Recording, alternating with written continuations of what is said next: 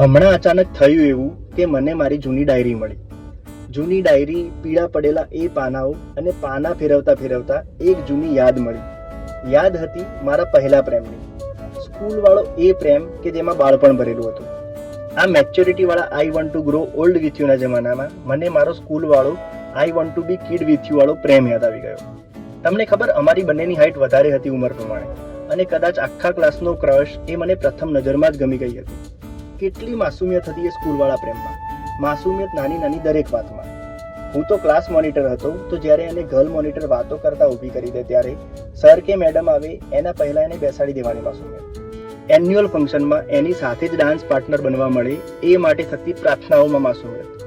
School ટ્રીપમાં બસમાં common seats મળે એ માટે થતી પ્રાર્થનાઓમાં માસુમિયત.